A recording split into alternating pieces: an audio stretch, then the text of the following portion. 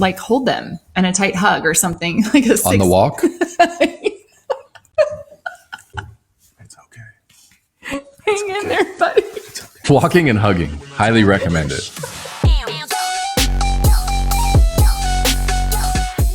Hey guys, what's up? Welcome to the Not So Late Show. This is episode number 5, coming at you live from quarantine week 6, day 37. You ready to get this started? Yeah, get started. All right.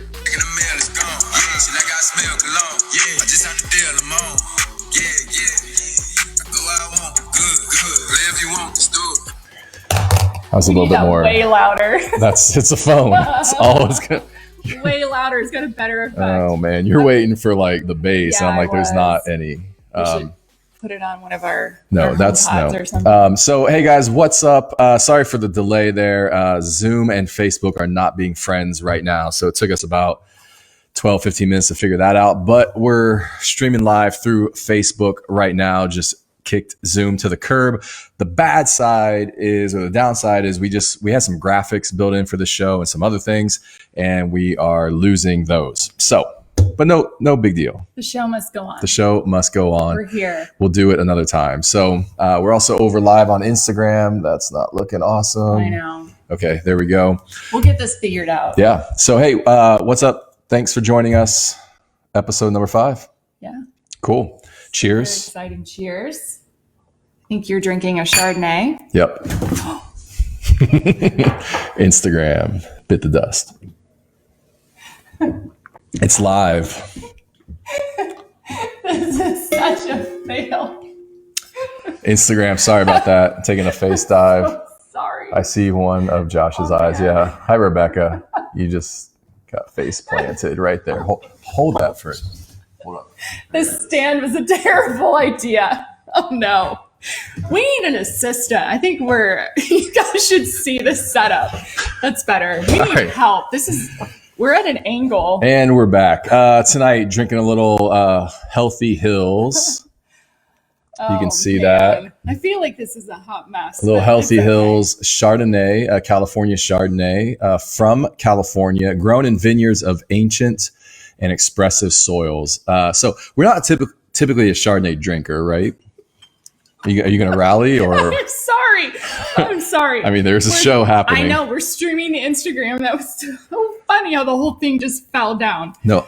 I love a Chardonnay as long as it's Chardonnay, which is fun to say like that and pretend you're Southern. Yeah. I like it when they are less buttery. Yeah. And they're a little lighter. For sure. For all you wine drinkers out there, Chardonnay is the big, bold, rich white wine, or wine of the whites. Wine of the whites. Vin de Blanc, wine of the whites. I know. Yeah. Can we restart? Hey, everybody. What's up? Episode number 5. No, but so we typically don't like it a lot, and because especially it can be over oaked, which gives it that very buttery, vanilla-y kind of rich flavor. This one's great. I love what it says on the back. While grazing our mountain vineyards, our sheep reduce the use of chemicals, mow the cover crop and grasses, all while creating fertility. This is our Ovis cycle farming system designed to deliver pure and delicious wine. So basically, it's wine made with sheep poop. Nice. Pretty much, but it's really good. It's light, it's refreshing. So that's what we're drinking. Truth be told, are you drinking Chardonnay in your glass right now or not? Well, no, I'm not. No. What are you drinking? I went with some Kim Crawford, and don't hate on it. Okay. Some Sauvignon Blanc. So the question is, will Joanna Scott ever drink anything different on the show? Or is it always going to be Sauvignon Blanc from here on out? I will. I love wine. I love all kinds of wine for sure. Well, how was your week? Tell me some, what was up last week? Last week? Yeah. About last week. Mm-hmm. The segment of the show where we talk about last week. No, good. We had a good week. I think overall, we're definitely in a groove now. It's less funky for sure. Some of the things that stuck out to me, the homeschooling, I'm calling it homeschooling now. I mean, it's not e-learning, people. I mean, can we let's just be honest about it. The homeschooling now that's happening is Every week there's some challenges, and Caden is fine. I mean, He's fine. he is like, he's independent. He works well. Yeah. Aaliyah, I mean, she's got a big workload. I mean, she really does. she's going from 9 a.m. to 2 p.m. or later every day. With really just a short lunch break, because we're just encouraging her to just get it done in a big stretch. Yeah. We're not spacing it out. It's like, come down, get dressed, routine, get in front of that computer. Here we go. Yeah. But we worked on a science project. So that being said, she's getting behind on some stuff, including science. And so her and I worked on a science project over the weekend, Sunday. And I mean, it took us an hour and a half. Yeah. And she's got 3 assignments last week, 3 science assignments. We did 1 and it took an hour and a half. Well, I think the question is, teachers, sweet teachers from this school, are you, I don't know, expecting the parents to be involved 24/7? I mean, you guys can comment on this. Is that the norm right now? Like, is every parent, you guys please tell me, are you all sitting next to your kids the entire time? Like all day, every day? We're in like what, week 6 or I don't know. I was joking with my family. I'm like, Aaliyah's literally, she's like, we enrolled her in college during COVID. Yeah. So, yeah. But we got us about the science project. Yeah, we got one of them done. Here it is. It's a heat engine. So it's a little spinner on top, but as you move it up and down, it'll go back and forth. But then we experimented with heat and what heat does to that, because heat actually circulates air because it causes air to rise and creates movement. So anyway, we spent lots of time experimenting with heat engines on Sunday. So that's awesome. Yeah. You did a good job. So a bunch of people on. What's up, Ariel? Glad you guys are tuning in. Carrie Johnson says, you're killing me. I know. We know. It's a really winning start to the show. Yeah. Rebecca's on. dying I'm dying. Nori DMD is on. Hey, what's up? So if you jump on, say hi in the comments so we can see you there. Also, oh, look what John just said. Sorry, before we move on. John, as a teacher, our goal is to have the parents involved as little as possible. Really, John? We're going to send her to your school. Yes, we are. Starting tomorrow, John, you can be her teacher. No, look, it's fun. I've actually had to just kind of carve out some of my time in my day to do that. So big milestone in the life of a boy. Taught the boy how to shave last week. Well, yeah, I didn't know that was happening. And you guys were in our master bathroom. Mm-hmm. And then I think I was dropping something off and I didn't know. I just like knocked. And then I was like, we're shaving. Open the door and they're both like covered in like, what is it? Whipped cream? Whipped cream.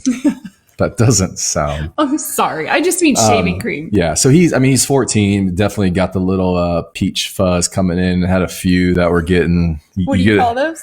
Wispies. So if you get a little wind blowing through, it's. I can't. So he had a few of those going that we needed to get cut off. So we just hit it. So it was good, successful, no blood. I actually cut myself, which I haven't in a long time. And so how often is he supposed? Did you tell him he needs to shave? Well, I don't know. That's the question. I said it could be like once every couple months. But once he starts doing it, it grows faster too. Right. So it's kind of this, and as he's getting older, it grows faster. Right. So just trying to, but I think he was keep ready. an eye on it. I'm glad you did that. Yeah, he's ready for all the man things right now. So what about your week? How was your week? Well, we kind of had a date night. Yeah. To Home Depot. It's a Home Depot. We did a Home Depot and then we grabbed some takeout. But so we went to Home Depot because I've just had this project actually on my. And actually it was Lowe's. Oh, you're right. You're right. Remember, we pulled up at Home Depot as they were closing. Yes, they were closing. That's right. 6 p.m. Thank you for clarifying that. It actually was Lowe's. Thank you, Lowe's. Yeah, so we pivoted. We're like, Lowe's was still open until 7, so we ran over there. Right. Yeah. So we hung out at Lowe's. It was very exciting. And it was just nice to walk around the store, honestly, and see other humans and stuff for the home and like think about things. So anyways, but I've had this project for a long time. I wanted some dry erase like glass boards on one of my walls and kind of do that instead of putting a big piece of art there. Yeah. Because I'll get way more use out of it creatively and can do all of my brainstorming projects on there. So yeah. instead of purchasing like what would have been for the amount of glass I wanted on Amazon, it was going to be like hundreds of dollars, like really expensive. So anyways, we went and just bought pre-cut glass at Lowe's, and then came, you hung all of that up for me, and I really appreciate that. Yeah, for sure. It's fun. Happy. I'm a huge fan of glass when it comes to whiteboards.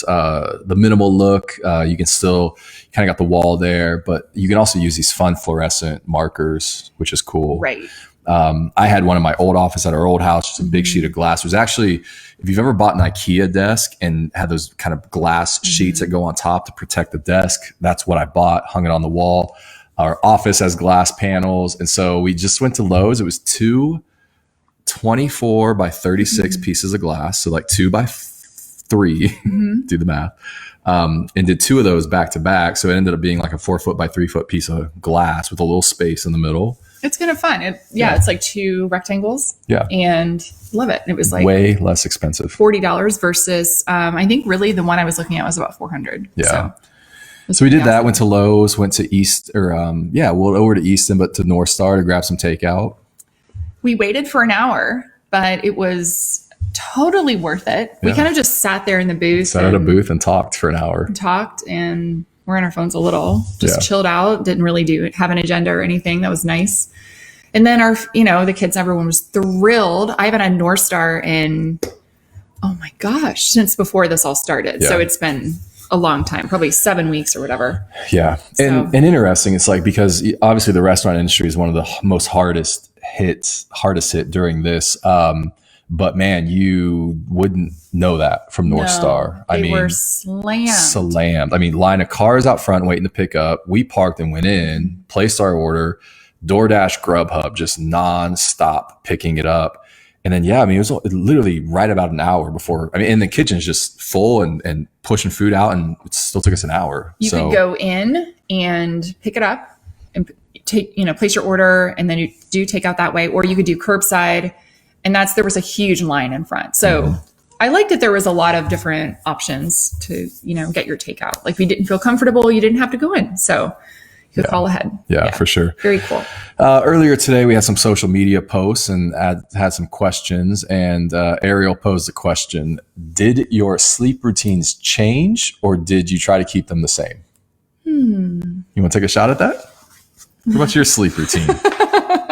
I mean, it definitely has, especially the first few weeks, we were staying up like later, and it was just such an unsettling environment that I think, honestly, I do not regret this for a second. We were watching movies with the kids, and letting them stay up late, in the evenings. Yeah. And we were just coming together as a family and bonding and having fun. And I don't know. So I don't regret that. I think that created just some reassurance for them, and just a time for us to be together and, not be working or trying to figure out this whole crisis. So so then that translated into definitely us getting up later, me getting up later. I'm still trying to we're definitely sending them, to bed now a little bit more normal routine. It's definitely moving back in that direction, because then I realized that they were waking up and they were really tired. Like I could see the black, circles under their eyes, and I'm like, oh no, this isn't going to work. And they were like extra grumpy and stuff.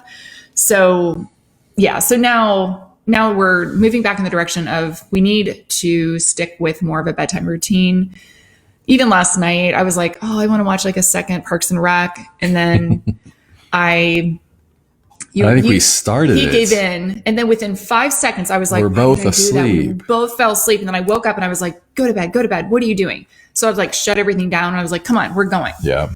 So I think it's just not falling into like bad habits through the week. You never want the party to end. So you're like, one more. I don't. So then we start one. And I'm just like, within 5 minutes, we're I'm both. such a night owl. I just I don't know. And the kids go to bed. Then I'm like, let's party. Yeah. I mean, it's tough for me, because I am like, I need, if my body were to, if I were to kind of wake up naturally, sleep naturally, man, I am an 8 to 9 hour a night guy.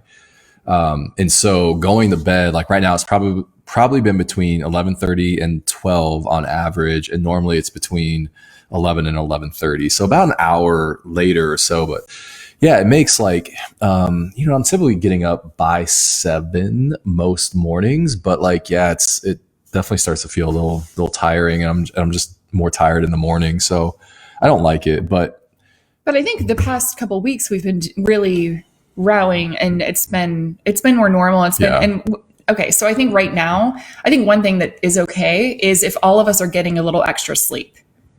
God forbid, like, you know, like Americans get a little extra sleep. I don't think that that's a terrible thing for our health. And like my normal weeks, I'd have 8 to 10 hours, 8 to 12 hours of every week on average, just traveling on a plane, in a car, moving through airports, rental cars, all that. So I'm getting some of that back. It's definitely getting filled with work, but I'm probably not getting started as early as I would like, but the grind I think will it's be okay. back before we know it. Yeah. I keep telling myself that for sure.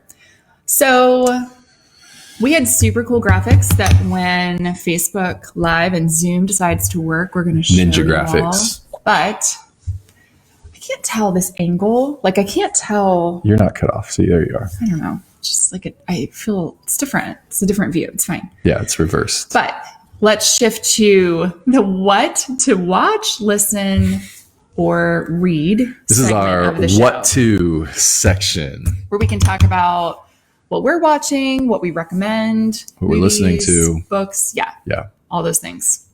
And so, why don't you just dive into what'd you get into last week with Caden? Yeah, ESPN released finally this 10-part documentary series about Michael Jordan. It's called The Last Dance. And he's a legend. So it was like finally some sports. Like, oh my gosh. They've all been like going through withdrawal. I mean, I don't know that I would live in a world without sports, to be honest. Like if it was like no more sports forever, I'm kind of like, I don't know.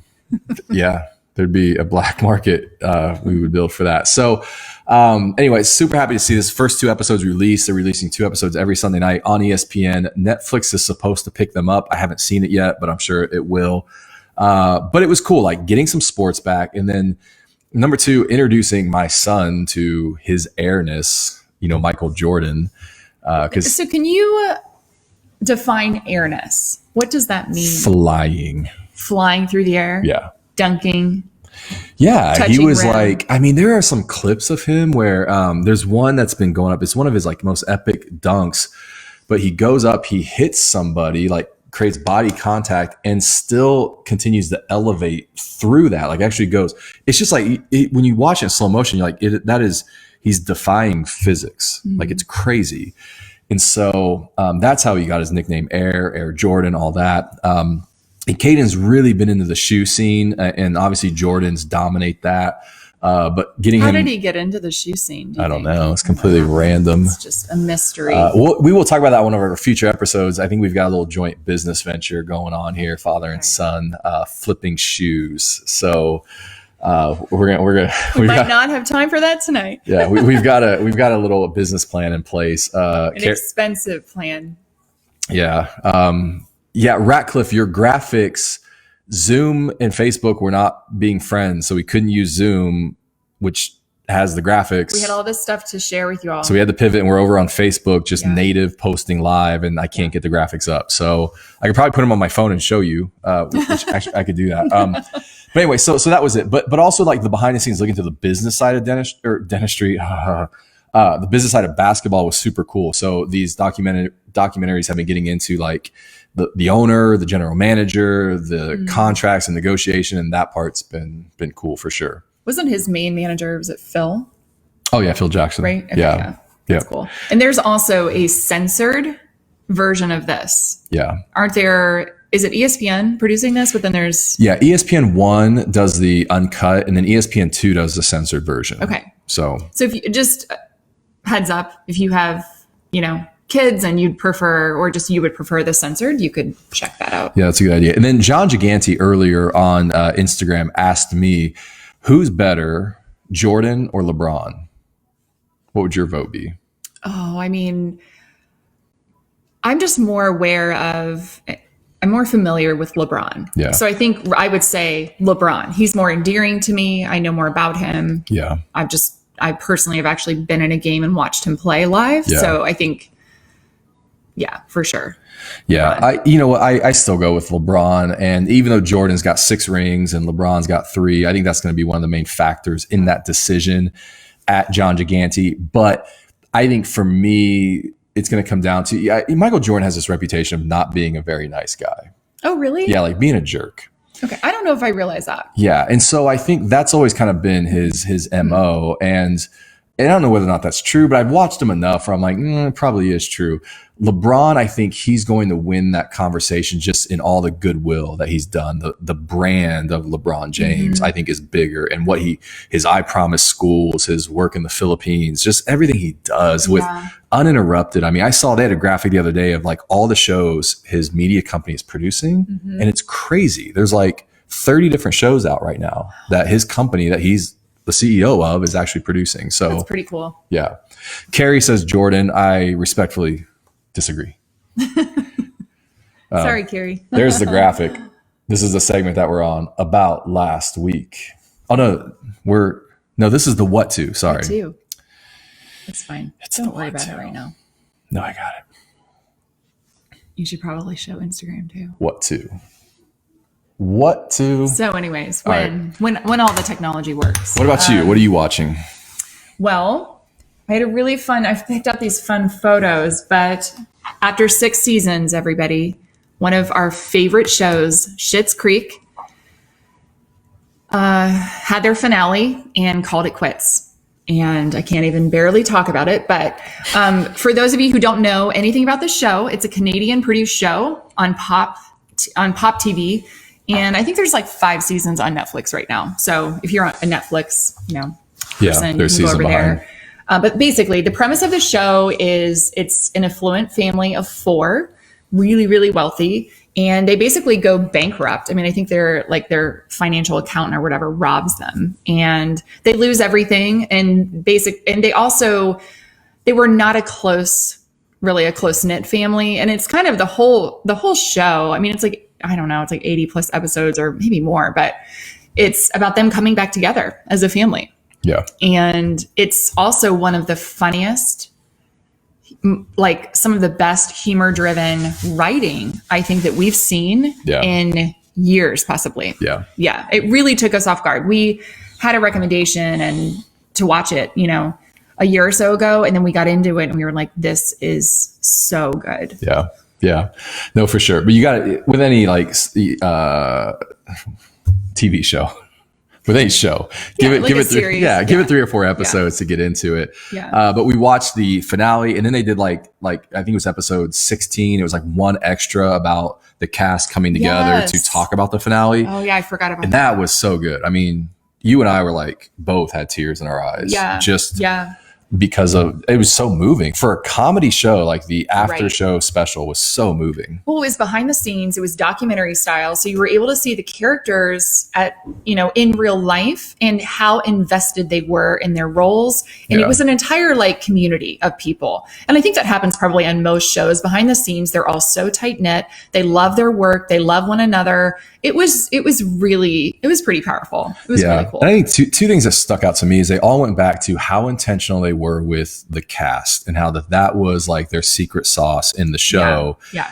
And it really is when you watch the show, but like the application there to real life is just huge. I mean, it's like, it's all the team.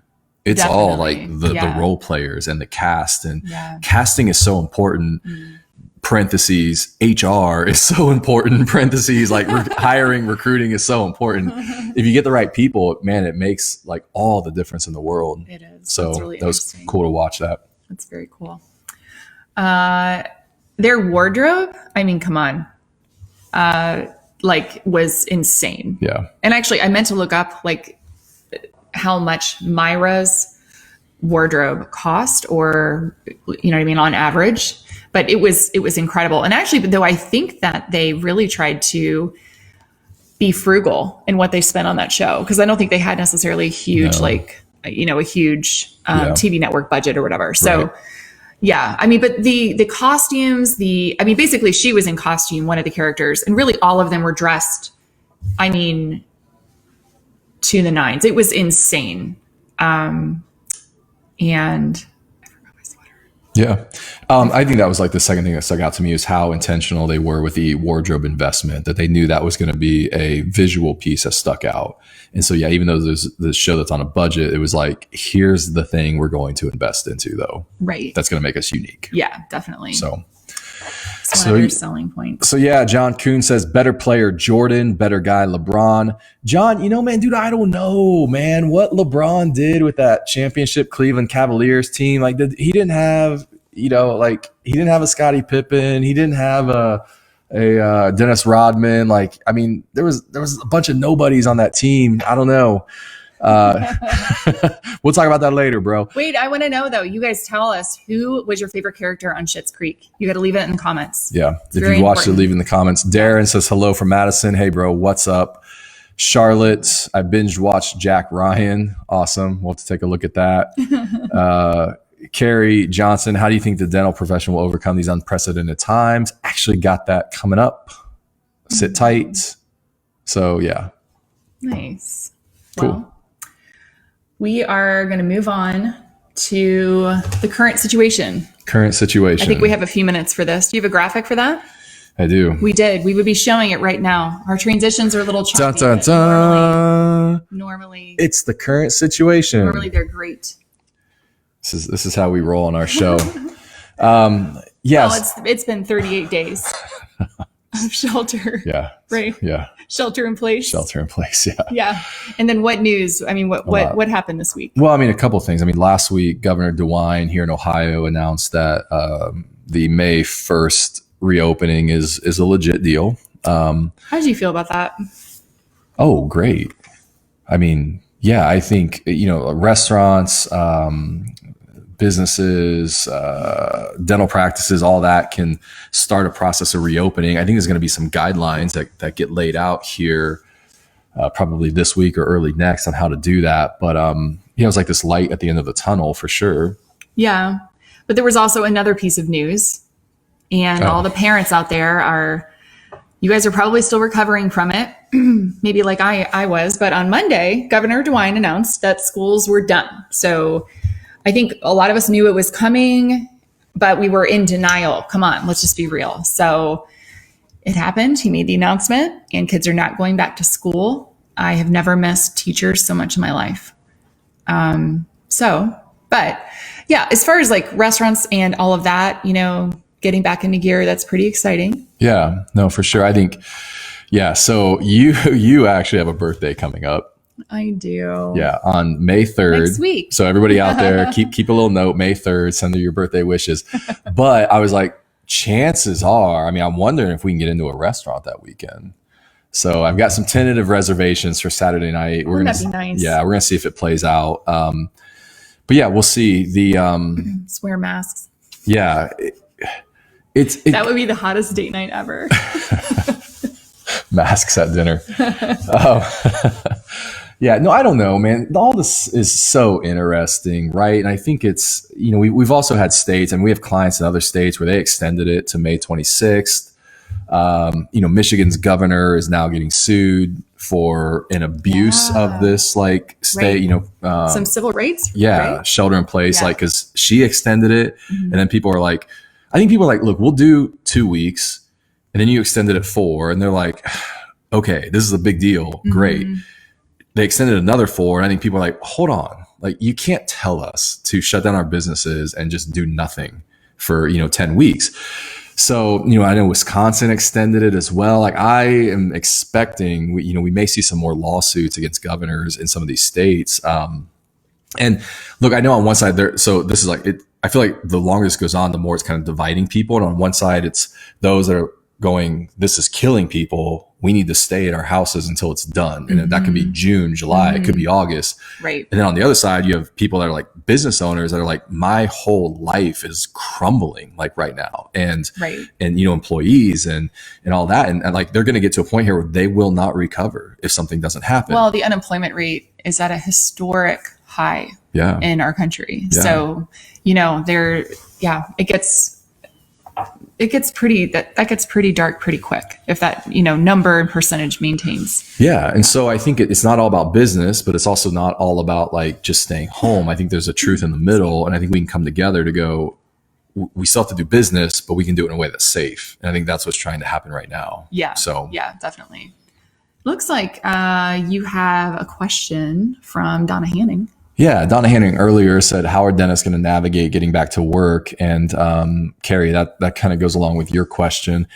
And I think it's yet to be seen, but a lot of communication. Most dental practices were doing what they needed to as far as infectious disease control and sanitation or sterilization protocol and all that.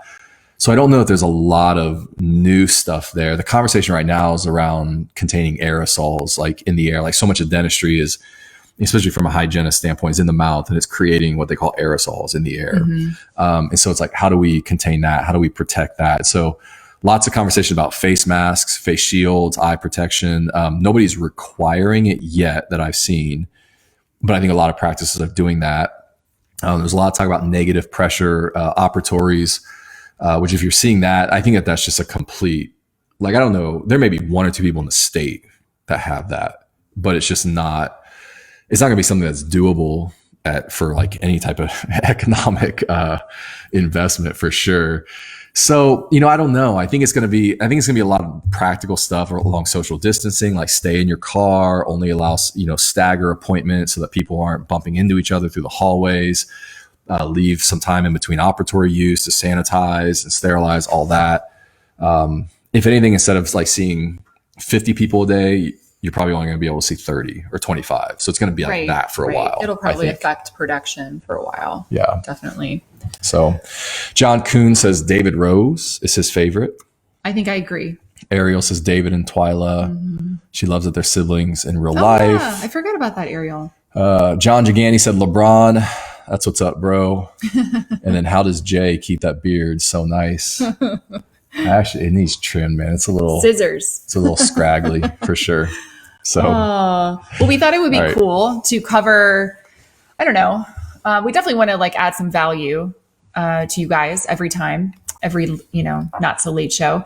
And we thought it would be, actually, it was your idea, but to talk about how to get along with your partner during this whole quarantine. Yeah. And I think that's a very relevant subject and something to think about. And I know we've been,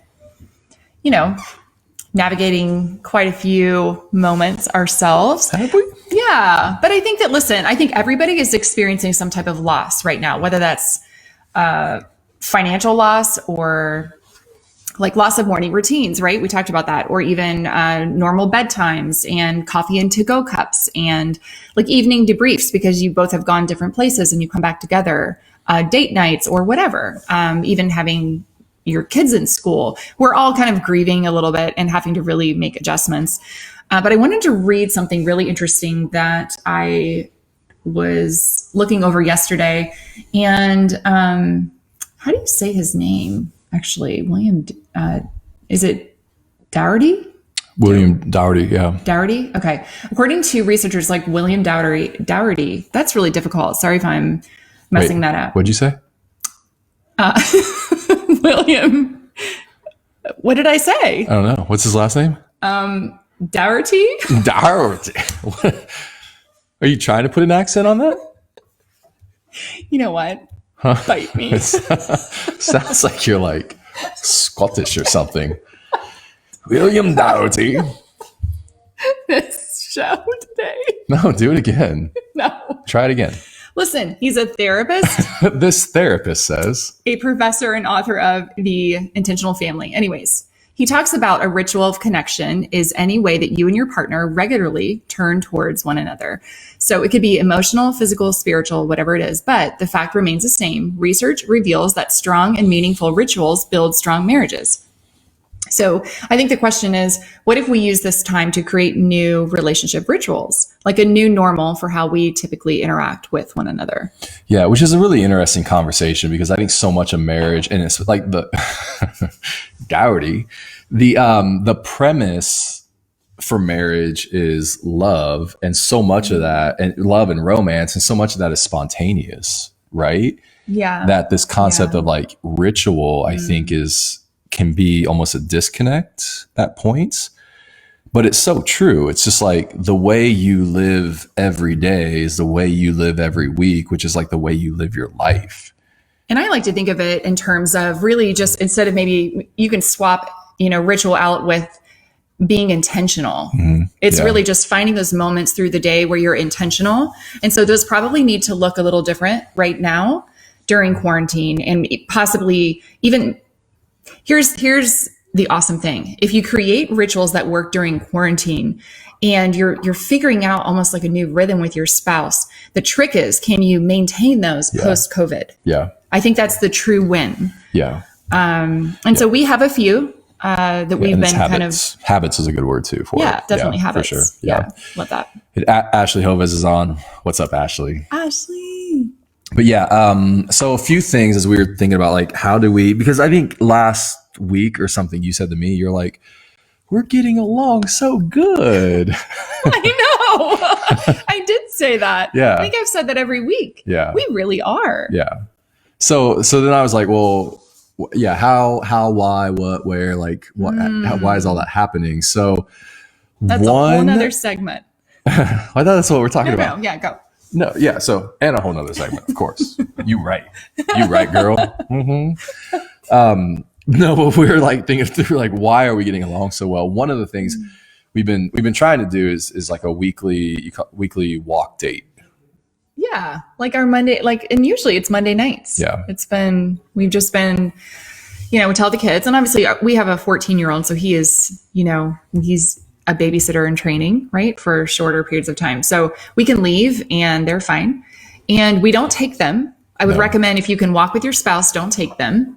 Go for a couple miles and be okay with asking questions. Also be okay with silence too. Nobody has to talk. Asking questions like, hey, what do you miss most from life before quarantine?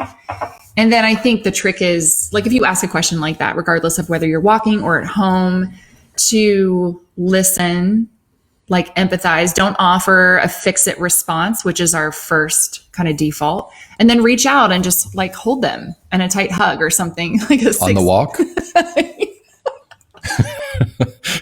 We're walking and then it's just like, it's okay. Hang in there, buddy. It's okay.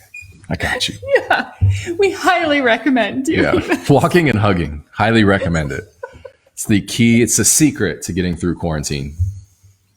Oh man. The walk hug. We might delete this live. Is that possible? No, I'm kidding. It's already out there. No, Mondays has worked for us because it's a long day. Mondays are for sure. I mean, I am up by 6 most days and just getting work done and team meetings. And it's a lot of mental energy. Yeah, lots of phone calls. And I think by the end of it, I'm just kind of like spent. So that's been good just to kind of, some people. So I think that takes the place for like, John, you're throwing me off my groove, bro. John says wugging.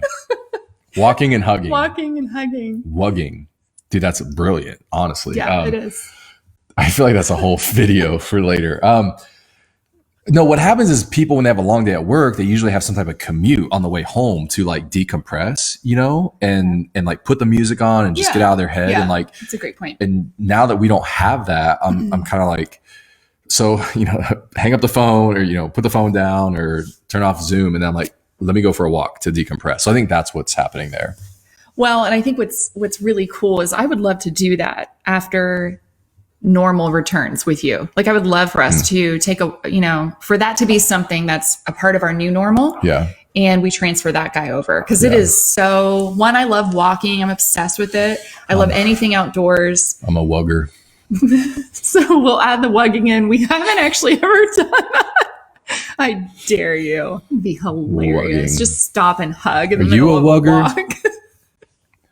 Get John Kuhn off here. Okay.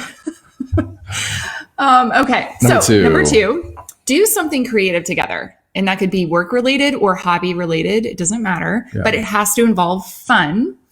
And this is kind of our thing that just happened. And I kind of had the idea, honestly, like, I don't know how long we've been in this thing. So 7 weeks ago or something, I was like, hey, what if we tried a live? We wanted to do something like this together creatively and collaboratively. So we are doing these like not so late, show lives now weekly, and it forces us to come together and to recognize our equal contributions to the show.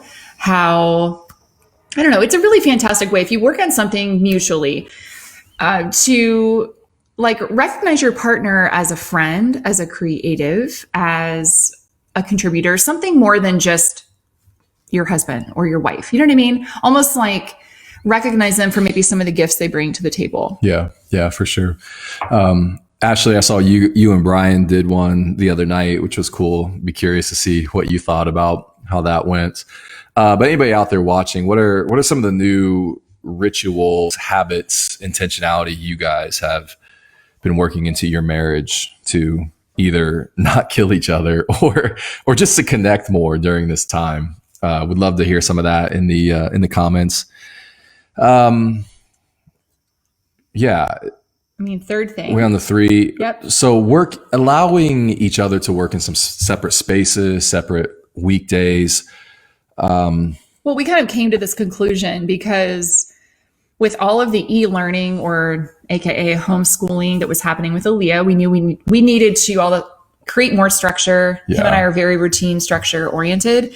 And if we didn't get ahead of it and start tag teaming or create like, hey, this day you are on, like you're going to work. We both work every day, except for the weekends, right? But I mean, one of us is going to the office or one of us is leaving and, whatever, sitting in the car, and the other one is on duty with the kids. And that means if you're out for the day, you have kind of an interruption-free day of work. And then if you're home, you're on duty with meals, with e-learning, all of that. And I don't know, that's definitely been helping. Yeah, for sure. And I think, so like last week we started doing it, but this week, like Monday I went into the office, but then Tuesday I intentionally built some availability for Aaliyah and the kids into my Tuesday. And then you went to the office, and today I was at the office, and tomorrow I'll be home a little bit more. But I think I found like if we're both trying to work and be available, and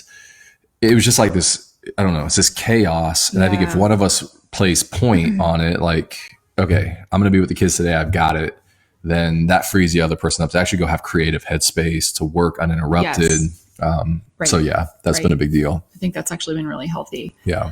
Kind of the final, pro tip or something that we've kind of ritual where we've added in is just to give your partner permission to be invisible when they need it. So your partner, your spouse, whoever it is, whoever you're living with, if they need to go take a walk and message or talk with a friend or their mom or whatever, whoever, or if you need to, if your partner needs to go upstairs and just like disappear from the screaming kids and watch ESPN, like that happened Saturday night. That's never happened. No, it did. Well, so I'm an extrovert and I can get the kids like really amped up, and like, I don't mind loud. I mean, I do sometimes for sure, but I mean, we were having just a really fun, we'd had a great day. Yeah. And the kids were just getting really riled up, but I was also contributing to. Was that Sunday? This was Saturday night. So, yeah. And then all of a sudden, Josh is just gone. And I knew it. And I knew that it was like overload for him. We're all packed in here 24/7, and he's an introvert and he respectfully needs his space. But the kids were a close family. They're like, where's Dad? What happened to him? Where did he go? Like they keep tabs on us every second of the day. They're like our little, I don't know. So we both, I think, have allowed each other to and respected one another when we need that space. Yeah. I definitely have just like I can get full, and I think I remember Saturday, like we got up. I actually read for a little bit, which was good. We typically do a later breakfast brunch thing. We did that, and then we got everybody together. Went out to Blended Woods for a family hike. Oh, I hung the glass in your office. Came back home. Made some dinner. I forget what we had. Made some dinner. And yeah, the kids are getting all riled up. And Aaliyah, for whatever, was just in a loud, like, wah, kind of mood. And then I go to sit down. I think you were cleaning up dinner. I went to sit down and she was just in my ear. And I was like, I'm about. Like happy. but like, no, wow. happy, but I was like, I'm about to like freak. And I think a lot of it was the end of a week. It was the end of a 6-day, 7-day period where I just didn't have much time to myself. And as an introvert, those are my warning signs when it's like everybody needs something from me all the time and I don't have a chance to like recharge, then I feel it. And I'm just like, so I just didn't say anything, got up, went upstairs into the bedroom, shut the door, turned on ESPN, and I was like, okay. So I have this idea for you, Josh. Okay. Do you want to hear it? Yeah. It's called the Invisible Sweatshirt idea. So listen, when you, it goes the best idea, really good with wugging. if you have a partner, no, listen. Okay. The invisible sweatshirt. When you're wearing the sweatshirt, nobody can bother you, hug you, talk to you. This works if you're invisible. Now, this doesn't work as well with kids. Does the sweatshirt make me invisible?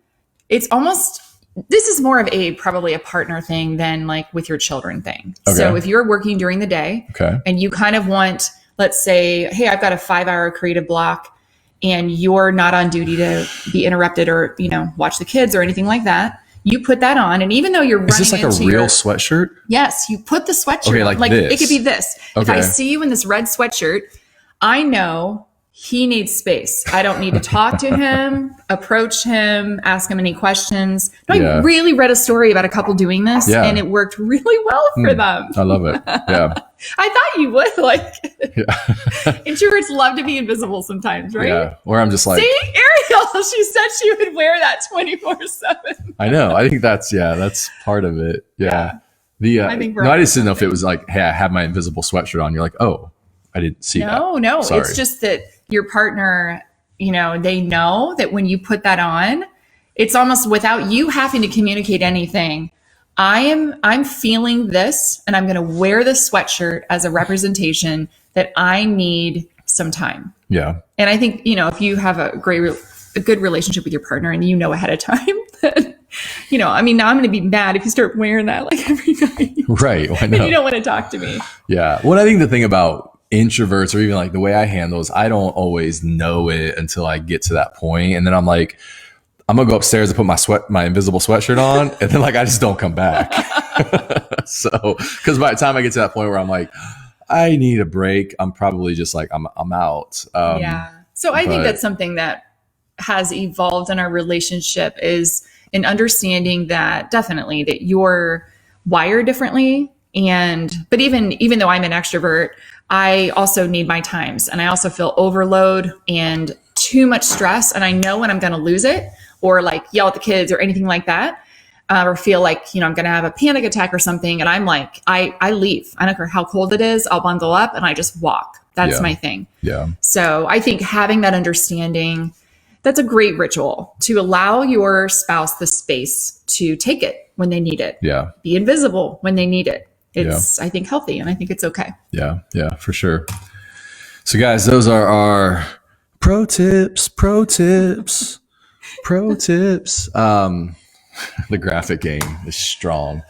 That's pro tips on getting along in your marriage through this quarantine. Anybody else has tips, would love to see what you guys do as well on getting along. Because put families together this much in a house, it can get challenging for sure. Yeah, it can. But hang in there. We're all in this together. I know that a lot of people have used that slogan and I throw that out there, but we really are. And I think that probably all of us, each of us individually and as couples and families can learn things through this time and come out on the other side stronger and healthier. And so our hope is that you guys can, along with us, find and create some new relationship rituals that help you end up stronger with your spouse. On the other side of COVID-19.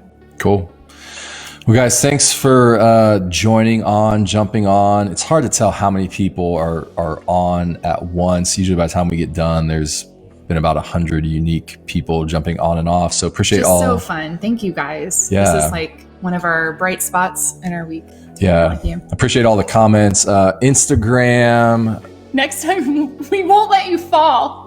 Yeah, we won't let you fall. I feel like we need to be talking to you more or putting it somewhere so it feels a little bit better. It's probably a little too high. You feel like we're not talking to you. Yeah, Yeah, just trying to, you know, week to week, man, just trying to get through it. So up in the production quality with the legit graphics this week. So well, we're excited to be with you guys next week, and yeah, thanks for hanging with us, and stay safe. And yeah, look for our posts next week. Leave us any questions ahead of time. We'll definitely answer them. We'll be getting to them. So we'll talk about it. Cool.